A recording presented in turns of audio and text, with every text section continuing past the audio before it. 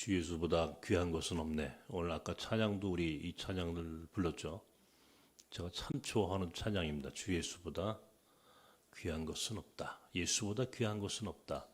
여러분에게 이 질문을 한번 드려보겠습니다. 여러분에게 예수보다 더 귀한 것 혹시 있는지 스스로 한번 물어보시길 바랍니다. 여러분에게 가장 귀한 것이 무엇인가? 우리 인생에 가장 귀한 것이 무엇인가? 무엇을 가장 귀한 것으로 드러내며 내 삶을 이끌어가는 힘이 무엇인가? 유대인들에게는 율법이었습니다. 유대인들에게는 율법이었습니다. 이 율법이라고 하는 것이 그들에게는 지고지순한 가치였습니다. 그러니까 율법으로만 모든 것을 기준 삼았고 율법을 지키느냐 지키지 못하느냐 이것이 한 인간을 평가하는 기준이었습니다. 그러므로 유대인들은 율법을 받았고 율법을 가장 귀하게 여기는 사람이었으므로 율법 안에 있는 자기들은 의인이었고 자기들은 율법으로 인하여 구원받은 선민이라고 하는 의식 속에 살았던 사람들이 바로 유대인들이었습니다. 얼마나 독선적입니까? 얼마나 배타적입니까? 자기만 구원받았다. 나만 의롭다. 나만 의롭다. 자기 의가 강한 사람들이 있어요. 자기 의. 이 유대인들이에요. 유대인들. 그러니까 오늘 바울이 그 이야기를 좀 하고 싶었던 겁니다. 바울이 어떤 사람이었느냐? 나는 어떤 사람이었느냐? 오늘 이 빌립보서에 나오는 이 바울은 자기를 표현하여 율법으로는 흠이 없는 사람이었다 그랬어요. 율법으로는 흠이 없었다. 여러분, 자기가 자기 스스로를 향하여 나는 흠이 없는 사람이다. 이런 얘기 할 수 있습니까? 그런 사람이 있습니까? 완벽하다. 이런 얘기 할 수 있는 사람이 있습니까? 8일 만에 할례를 받았다. 이스라엘 민족의 모든 남자 아이들은 태어난 지 8일 만에 할례를 받았습니다. 그럼 8일 만에 할례를 받았다. 본인이 베냐민 지파, 유대인 중에 유대인, 바리새인, 율법으로는 흠이 없는 사람, 완벽했다. 그런 정도로 자기 의의가 강한 사람이었어요. 얼마나 자기 의의가 강했으면 예수 믿는 사람을 핍박하러 다녔단 말이에요. 가장 먼저. 왜? 유대인들에게 이 예수를 믿는 사람들이라는 것은 도무지 용서할 수 없는 사람들이에요. 왜? 예수님이 그들이 이야기하는 소위 율법에 대하여 다른 판단을 하셨기 때문에 율법에 대해 다른 입장을 갖고 계셨기 때문에 나아가서 예수께서는 이스라엘 사람들이 가장 중요하게 여기는 소위 예루살렘 성전마저도 허물어라. 내가 사흘 만에 다시 건축하리라. 내가 성전이다. 그렇게 이야기하셨던 예수 그리스도, 예수님을 따르는 자들을 바울은 용서하지 못했어요. 그만큼 바울은 율법적인 사람이었다는 겁니다. 율법으로는 흠이 없었다. 완벽했다. 나는 율법을 완전히 지키는 사람이었다. 이런 정도의 사람을 여러분 어디서 찾을 수 있을까요?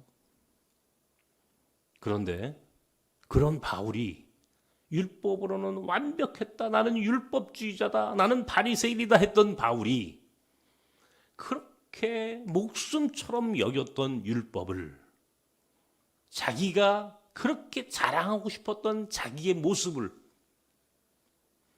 자기의 그 율법이라고 하는 그 가치를 가장 소중하게 여겼던 모든 정신세계를 오늘 성경은 해로 여겼다. 해로 여겼다. 나아가서 그것을 배설물로 여겼다. 여기서 배설물이라고 하는 게 뭡니까? 말 그대로 똥으로 여겼다는 겁니다. 나는 이것을 더 이상 내가 중요한 것으로 여기지 않는다. 이런 말이에요. 더 이상 내게 그것은 중요한 가치가 아니더라는 거예요. 왜냐하면 왜냐하면 예수 그리스도를 아는 지식이 가장 고상하다는 것을 알았기 때문이다. 이 놀라운 고백입니다. 자, 그러니까 자기에게 그동안 가장 중요하다고 여겼던 율법이 가장 중요하게 보물처럼 여겼던 것이 그것이 예수를 아는 것이 가장 고상한 지식이라는 사실, 가장 고상하다는 것을 아는 순간 그 모든 율법이 이제는 다 해로 여겼고 배설물로 여길 수밖에 없을 만큼 그에게는 커다란 발견이었다는 겁니다. 고상하다. 성경은 오늘 예수를 아는 지식이 가장 고상하다 이런 표현을 씁니다. 고상하다는 말이 무엇인가요? 제가 이 고상하다는 단어를 여러 경로를 통해서 좀 찾아봤어요. 여러 가지 이 주석도 보고 좀 어떻게 이 고상하다는 이 영어로 이렇게 excellency 이렇게 했어요. excellent하다 우리가 이렇게 표현하죠. 현대인의 성경을 여기다 한번 그 새롭게 번역한 성경인의 성경을 현대인의 성경을 한번 여기 올려놨습니다. 한번 그 부분 한번 읽어봅시다. 시작.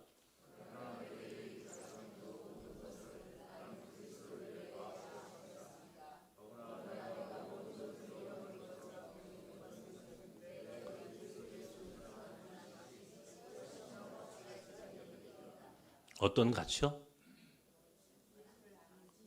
예수를 아는 지식이 훨씬 더 가치가 있었단 말이에요.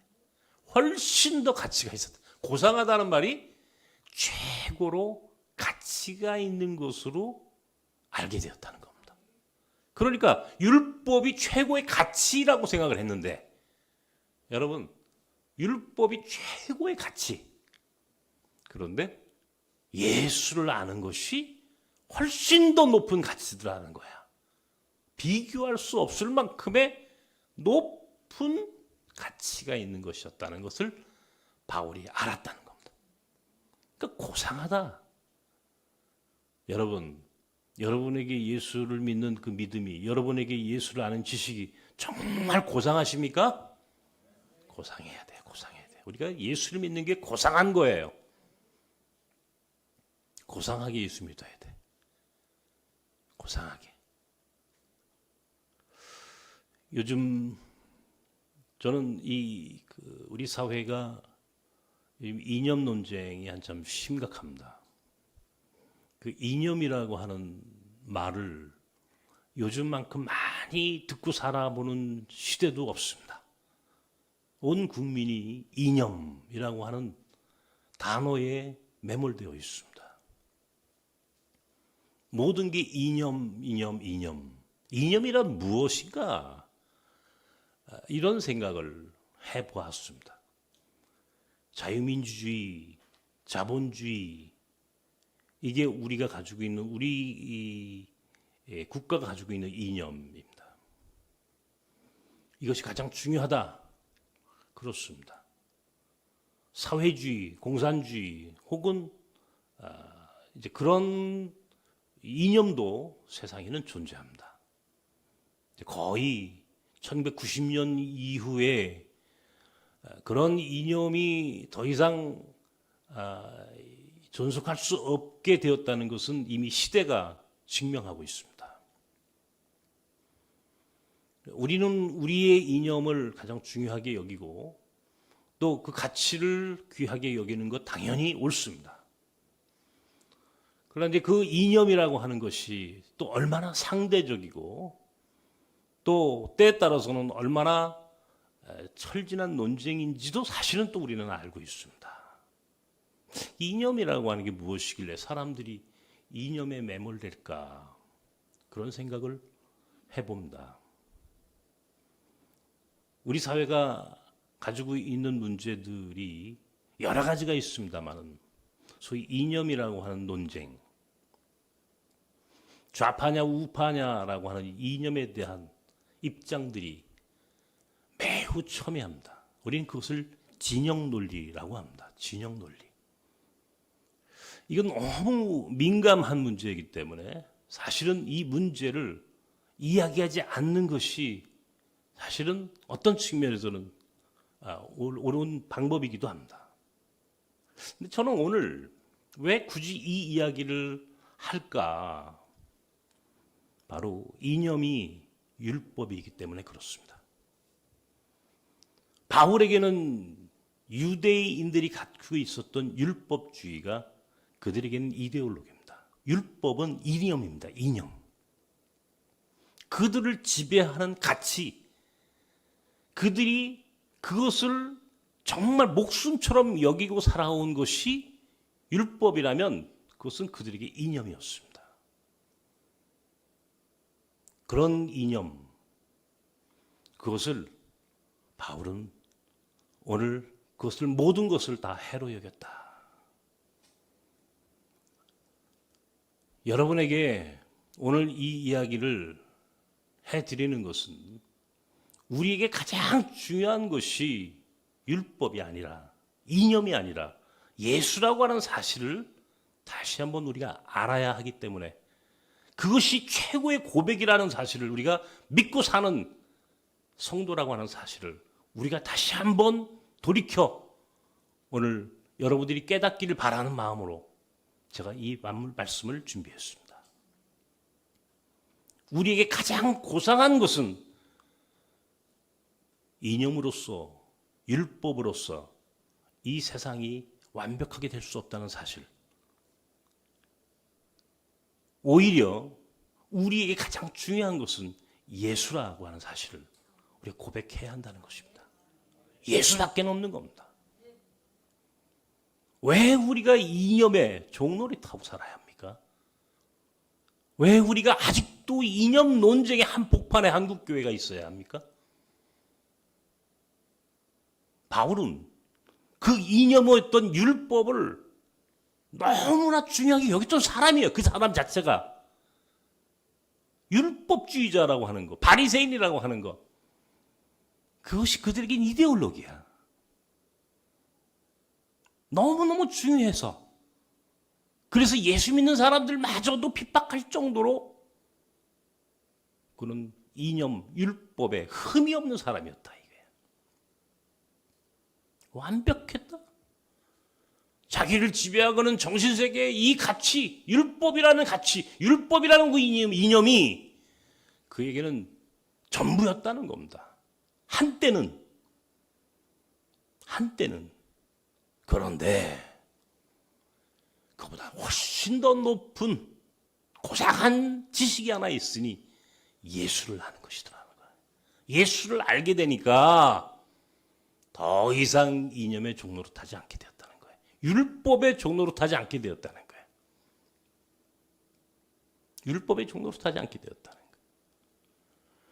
여러분, 예수님이 이 땅에 오셔서 많은 일들을 하셨습니다만은 그가 하신 일 중에 가장 큰 일이 바로 율법주의자들, 바리새인들과의 논쟁이었어요. 아십니까? 예수님이 이 땅에 오셔서 가장 첨예하게 논쟁하셨던 일들이 사실은 율법주의자들, 성전주의자들, 바리새인들과의 논쟁이었단 말이에요. 그 출발점이 되었던 것이 소위 안식일 논쟁이라는 것이 있습니다. 마태복음 12장과 마가복음 2장에 보면은 주일날입니다. 안식일, 주일이 안식일이 아니에요. 안식일 날입니다. 안식일 날은 금요일 밤부터 토요일 저녁 때까지, 해가 질 때까지, 그때가 이제 안식일인데, 유대인의 율법에 의하면 안식일에는 어떤 노동도 하지 않습니다. 해서는 안 됩니다. 일을 해서는 안 돼요. 유대인들은 율법을 지키는 사람은 손가락 하나 껐다 끼면 안 됩니다. 그래서 지금도 그런 얘기 한다고 그러죠. 유대인들은 엘리베이터를 타도 안식일날 엘리베이터 타도 엘리베이터를 누르지 않습니다. 누가 와서 누르기 전까지는 그냥 서 있습니다. 아십니까? 냉장고 문도 못 엽니다. 누가 와서 대신 열어줘야 돼요. 이게 유대인들입니다. 지금도 그 율법주의가 그렇게 강력하게 그들을 지배하고 있는 가치예요. 그러니 2000년 전에 예수님 당시에 이거 율법주의자들이 이제 예수님을 더 주목하고 있었어요. 하루는 안식일 날인데 배가 고팠어요. 제자들이. 배가 너무 고프니까 밀밭길을 지나가다가 밀을 보니까 밀이삭을 손으로 비벼서 밀이삭을 쪼아 먹었어요. 배가 고프니까. 그랬더니 율법주의자들이, 바리새인들이 뭐라고 그러냐면은, 너희가 율법을 어겼다. 예. 왜 안식일 날 일하지 말라고 했는데 일했냐? 이런 시비를 걸기 시작했습니다. 그 당시에 유대인들의 율법의 잣대로는 바리새인들의 지적이 합당한 것처럼 보입니다. 그렇죠. 안식일 날은 아무것도 해서는 안 되니까. 노동을 하면은 그것은 곧 그들에게는 범죄, 죄였으니까. 율법을 어기는 것이었으니까. 거기에 따라서 그들은 반드시 율법에 대하여 심판을 당하거나 거기 책망을 받거나 혹은 거기에 대해서 일정한 벌이 있었습니다. 그게 바로 유명한 예수님의 안식일 논쟁입니다. 이제 그 일이 바로 유대인들, 율법주의자들과 예수님의 논쟁거리가 되었어요. 거기서 한번 시비가 붙었어요. 막 바리새인들은 안식일 날 해서는 안 되는 일을 했다. 그러면 율법을 어긴 것이다 하면서 안식일을 이제 이야기합니다. 그때 예수께서 하신 말씀이 있습니다. 마태복음 12장에는 제사보다 자비가 더 중요하다, 그런 표현을 썼어요. 제사보다 자비가 더 중요하다. 근데 그 말은 참 쉽게 여러분들이 잘 이해가 안 가. 조금 더 쉽게 표현한 말씀이 마가복음 2장에 나와 있어요. 오늘 마가복음 2장에 있는 말씀을 여기다가 올려놨습니다. 마가복음 2장에 있는 말씀 한번 읽어봅시다. 시작.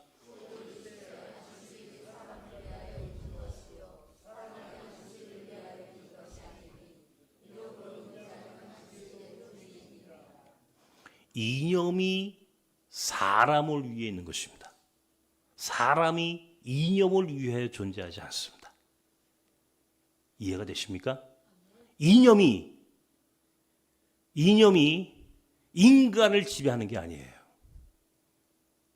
이념이 인간을 위하여 있는 거예요. 우리가 이념 때문에 사는 게 아니야. 우리는 하나님이 주신 자유함으로 사는 거야. 예수를 믿는 자유함으로 사는 거야. 결코 이념의 종로로 타지 말아야 한다는 겁니다. 이념은 인간을 위하여 존재하는 거야. 그 어떤 이념도 인간을 지배하면 그것은 우상이야. 그러므로 공산주의도 우상일 수밖에 없는 거야. 잘못된 거예요. 똑같이 오늘 우리도 이 이념 논쟁이 우리에게 우상이 돼서는 안 되는 거예요. 우리에게 중요한 것은 인간이에요. 안식일이 사람을 위하여 존재하는 것이다. 사람이 안식일을 위해 존재하는 것이 아니다. 여러분, 그러시면서 예수께서 내가 안식일의 주인이다. 한 단계 위에 계셔. 예수님은 이념 너머에 계신 분이야.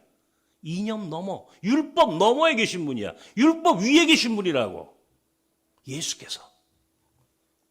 우리가 이념을 위하여 사는 존재가 아니에요.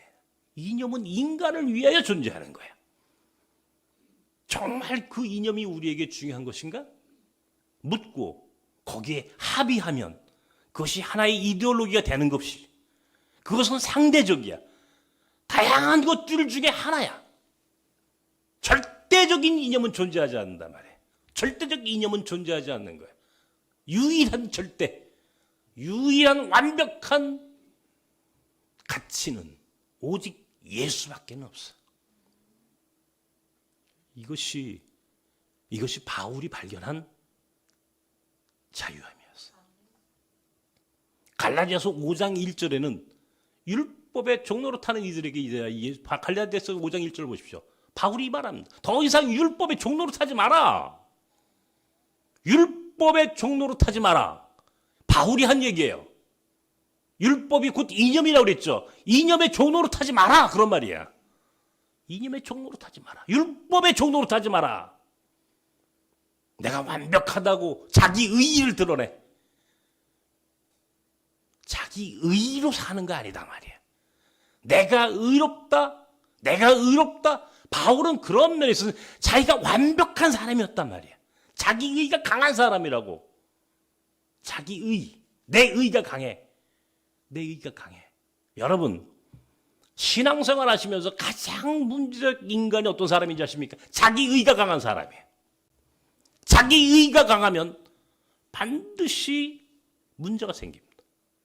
바울 같은 문제를 일으켜요. 바울은 그 고상한 지식이 무엇인가? 오늘 그 이야기를 하고 싶은 거예요. 마태복음 13장에 예수께서 밭에 감추어진 보물의 이야기를 하셨습니다. 마태복음 13장에 있는 말씀 한번 보십시다. 시작.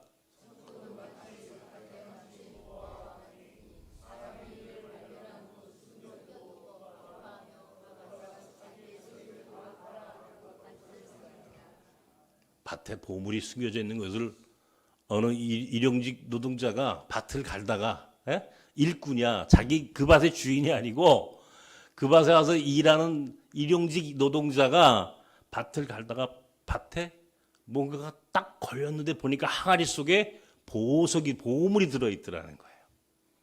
보물이 들어있더라는 거예요. 이 보물을 어떻게 할까?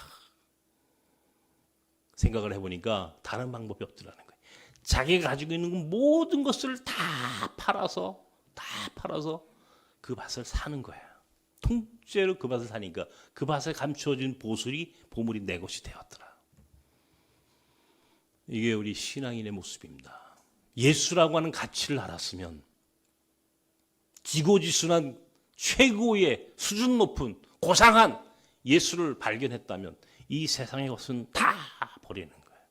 다 배설물로 여기는 거예요. 해로 여기는 거예요. 그리고 예수를 사는 거예요. 예수를 얻었는데 예수를 믿었는데도 여전히 이념, 여전히 율법, 그건 예수를 믿은 게 아니죠. 그죠? 예수를 믿고 구원을 받았다고 고백하면서도 여전히 이념에 종속되고 율법에 매몰되어 산다면 우리는 예수를 믿는 게 아니죠. 감추어진 보물을 내가 얻어야 한다면 내가 가지고 있는 모든 것을 버려야 되는 거예요. 바울처럼 8일 만에 할례를 받았어. 나는 유대인 중에 유대인이야. 나는 베냐민 지파야. 율법으로 완벽했어. 흠이 없는 사람이야. 그런 자존감, 그런 자부심, 그런 이데올로기를 완전히 해로 여기고 배설물로 여겼던 바울처럼 우리도 그렇게 살아야 하지 않겠습니까? 그래야 예수를 얻는 것이지. 그래야 그 예수가 내 안에 들어와 나를 새로운 인생으로 이끌어가는 것이지. 아직도 내가 율법 속에, 내 이념 속에 그것이 나를 끌고 나간다면 예수는 어디가 있는 거야 도대체? 예수는 없는 거지. 예수가 나를 끌고 가는 인생이 돼야 되는데 아직도 이념이 나를 끌고 간다면, 율법이 나를 끌고 간다면 그것은 예수를 믿는 사람의 태도가 아니죠. 예수를 믿는다면 예수가 가장 귀한 것이지. 여러분, 바울이 그 얘기를 하고 싶은 거야 지금. 오늘 한국 교회에 대해서, 우리 믿는 사람들에 대해서 너무나 안타까워하는 거야 바울이. 왜 그럴까? 왜 아직도 저렇게 살까? 나는 그것을 배설물로 여겼다고 얘기를 했는데 그것을 오히려 해로 여겼다. 해가 뭐예요? 내게 도움이 되지 않는 정도가 아니라 내게 해다. 해로운 것이다 말이야. 해로운 것. 내가 가지고 있는 그 이데올로기 나에게 해로운 것이다라고 여겼던 그 바울의 이야기를 우리는 무엇으로 이해하고 사느냐 이런 얘기야. 안 그렇습니까 여러분? 바울은 말합니다. 고상한 지식이란 무엇인가? 가장 그가 예수를 통하여 얻었던 그 고상한 지식의 내용이 무엇인가? 오늘 성경은 로마서 1장에 있는 말씀을 오늘 기록해 놨습니다. 한번 읽읍시다. 1장 17절에 있는 말씀입니다. 함께 읽읍시다. 시작.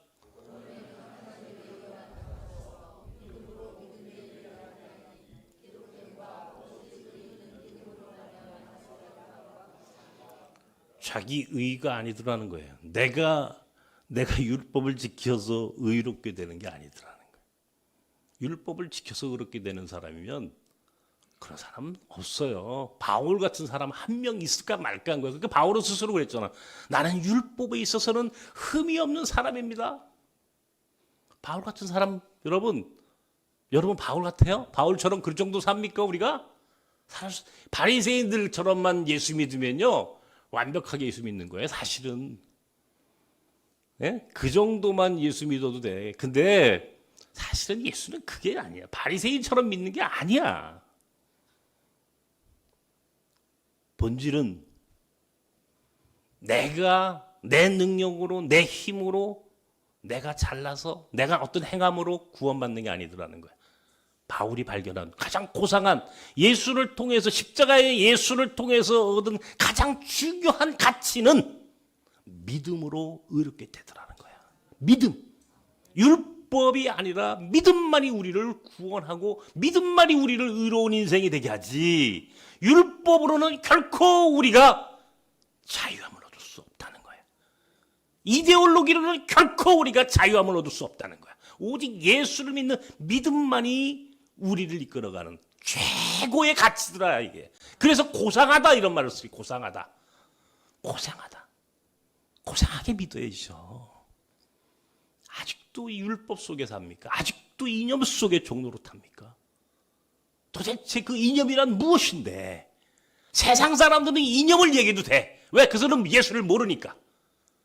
그죠? 세상 사람들은 예수를 모르니까 이 이념에 그것 때문에 싸우든지 그것 때문에 논쟁을 하든지 할 수 있어. 그러나 예수 믿는 사람들은 우리에게는 예수가 가장 중요한 가치가 돼야 돼. 이념이 아니라 율법이 아니라 예수가 우리에게 가장 중요한 가치여야 한다. 그러므로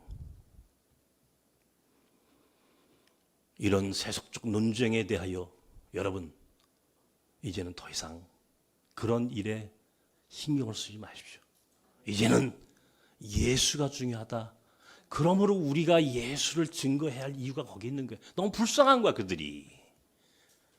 아직도 한국교회가 그 이념을 마치 복음처럼 만들어가지고 이상하게 한국교회가 돌아가 버렸죠. 그죠? 안타까운 겁니다. 안타까운 겁니다. 예수가 가장 귀한 것입니다. 예수 외에는 우리에게 중요한 것이 없습니다. 사람들이 나보고 유해근 목사는 어떤 모습일까? 사람들이 물으면 아마 여러분들은 목사님은 뭐 어떤 분은 뭐 좌파 쪽에 있는 것 같다. 어떤 분은 뭐 조금 뭐 어쩌고 저쩌고 얘기하는 분들이 있어요. 내가 알아요. 근데 저는 좌파도 우파도 싫습니다. 저는 좌파도 우파도 아닌 것이 아니라 싫어. 그런 말 듣는 것 자체가 나에 대한 모욕이야. 나는 예수가 가장 귀한 것으로 여기고 사는 사람이야. 그것 외에는 내 판단의 기준이 없어요. 내 판단의 기준은 오직 성경, 오직 예수 외에 나는 그 어떤 것도 내 가치를, 내 인생을 지배할 수 없다는 것이 내 신앙 고백이에요. 여러분, 예수 외에 귀한 것 없습니다. 따라하십시오. 예수 외에 귀한 것은 없다. 이게 전부이기를 주님의 이름으로 축원합니다. 기도하십시다.